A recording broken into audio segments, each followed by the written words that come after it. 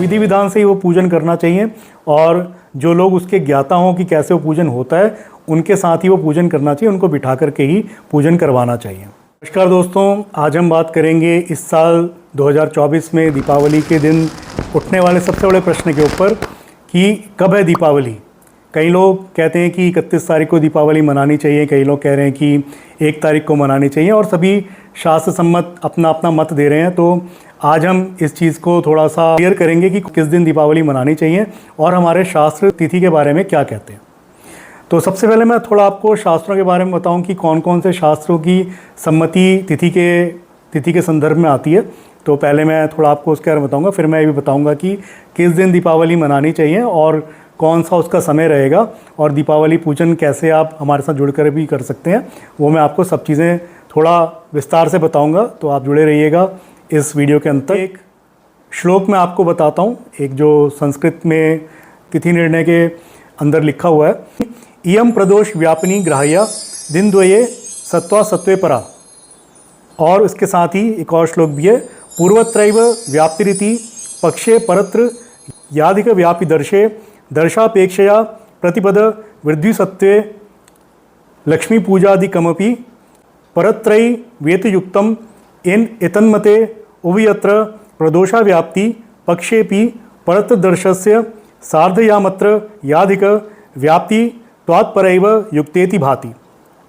तो ये श्लोक है पुरुषार्थ चिंतामणि से और पहले वाला जो मैंने आपको बताया था तिथि निर्णय से लिया गया है, जिसमें कि तिथि निर्णय का जो श्लोक मैंने बताया उसमें लिखा गया है कि पुरुषार्थ चिंतामणि में लिखा हुआ है कि यदि दोनों दिन अमावस्या प्रदोष का स्पर्श ना हो तो दूसरे दिन ही लक्ष्मी पूजन करना चाहिए, जैसा कि इस साल हो रहा है। और जो मैंने अभी अगला श्लोक जो मैंने आपको बताया वो पुरुषार्थ चिंतामणि से है, जिसका अर्थ है कि यदि अमावस्या केवल पहले दिन ही प्रदोष व्याप्त हो तथा यदि अगले दिन अमावस्या 3 प्रहर से अधिक व्याप्त हो, तो इस पर थोड़ा सा ध्यान दीजिएगा कि 3 प्रहर से अधिक है अमावस्या इस बारी, तो दूसरे दिन भी प्रतिपदा वृद्धगामिनी हो, मतलब अगले दिन प्रतिपदा वहाँ से शुरू हो रही है होकर 3 प्रहर के उपरांत समाप्त हो रही हो, तो लक्ष्मी पूजन अगले दिन अमावस्या ही करनी चाहिए। अब चाहे उसके बाद अमावस्या नहीं रहे तब भी लक्ष्मी पूजन जो है वो 1 तारीख का ही रहेगा, क्योंकि वो 3 प्रहर रह रही है अमावस्या उस दिन। इसी प्रकार यदि दोनों दिन अमावस्या प्रदोष व्याप्त होने से अगले दिन लक्ष्मी पूजन युक्त होगा, ऐसा हमारे शास्त्र कहते हैं, तिथि निर्णय भी कहता है और पुरुषार्थ चिंतामणि के अंदर भी ये चीज़ बोली गई है।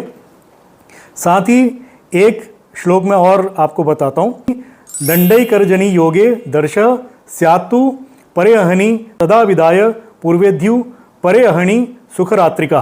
तिथि तत्व के अंदर ये बात बोली गई है, अर्थात यदि दोनों दिन प्रदोष व्यापनी हो तो अगले दिन ही करें, क्योंकि तिथि तत्व में ज्योतिष का वाक्य 1 घड़ी रात्रि का योग हो तो अमावस्या दूसरे दिन होती है, तब प्रथम दिन छोड़ के अगले दिन सुखरात्रि होती है, जिसमें कि लक्ष्मी पूजन किया जाता है। एक और मैं आपको श्लोक बताता हूँ, प्रदोष समये लक्ष्मीं पूजित्वा ततः क्रमात् दीपवृक्षाश्च दातव्यः शक्तया देवगृहेषु च। निर्णय सिंधु, धर्म सिंधु, पुरुषार्थ चिंतामणि, तिथि निर्णय, इन सब के अंदर यही बोला गया है कि दोनों दिन प्रदोष काल में अमावस्या की व्याप्ति कम या अधिक होने पर दूसरे दिन ही, अर्थात सूर्योदय से सूर्यास्त वाली प्रदोष व्यापनी वाली अमावस्या जो होती है उसके दिन ही लक्ष्मी पूजन करना शास्त्र सम्मत होता है। और ये मैं नहीं कहता, ये ऐसा इन शास्त्रों में लिखा गया। तो मैंने आपको संस्कृत के जो श्लोक थे इनके मैंने आपको पढ़ करके भी बताया कि इनके अंदर ऐसा ऐसा लिखा गया है। तो आप किसी भी पंचांग को उठा करके अगर आप देखेंगे तो सभी पंचांग के अंदर 1 तारीख को ही सर्वसम्मति से माना गया। अब बाकी जो लोग कह रहे हैं कि 31 की रात्रि में अमावस्या आ रही है तो हम उस दिन मनाएंगे, तो उसमें भी कोई परेशानी वाली बात नहीं है। जो लोग भाव से लक्ष्मी पूजन करना चाहते हैं, माँ लक्ष्मी को आप कभी भी पूज सकते हैं। तो आप 31 तारीख को अगर आप अमावस्या काल में पूजना चाहते हैं तो उस रात की भी पूजा आप कर सकते हैं। पर जो लोग निश्चित काल पूजा करते हैं, रात्रि पूजन करते हैं, सिंह लग्न की पूजा करते हैं, तो उनको 1 नवंबर को ही पूजन करना चाहिए। तो अब आते हैं इस बात पर कि दीपावली में कौन कौन से मुहूर्त बताए गए हैं।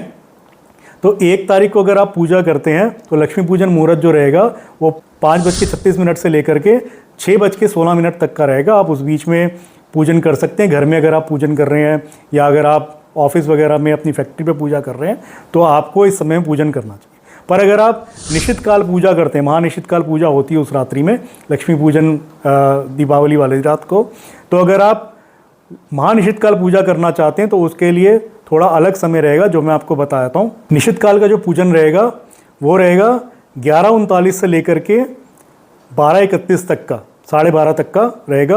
और जो लोग सिंह लग्न में पूजन करना चाहते हैं तो 12:50 से लेकर के 3 बजकर रात्रि तक का रहता है वो, तो उसमें भी लोग पूजा करते हैं क्योंकि स्थिर लग्न होता है वो। और स्थिर लक्ष्मी की अगर आप आकांक्षा करते हैं, स्थिर लक्ष्मी की अगर आप पूजन उसके लिए करना चाहते हैं तो वो रात्रि पूजन उस समय करता है। तो विधि विधान से ही वो पूजन करना चाहिए, और जो लोग उसके ज्ञाता हों कि कैसे वो पूजन होता है उनके साथ ही वो पूजन करना चाहिए, उनको बिठा करके ही पूजन करवाना चाहिए। तो ये दिन निर्धारित है। अगर आप 31 तारीख को करना चाहते हैं तो भी आप भाव से पूजन जहाँ आप करेंगे, माँ लक्ष्मी वहाँ विराजमान होती हैं और आपके ऊपर कृपा बरसाती हैं। बहुत ही कोमल हृदय माँ का, आप जिस भाव से उनको पुकारेंगे वो आपके पास ज़रूर आएंगी और आपके ऊपर कृपा करेंगी।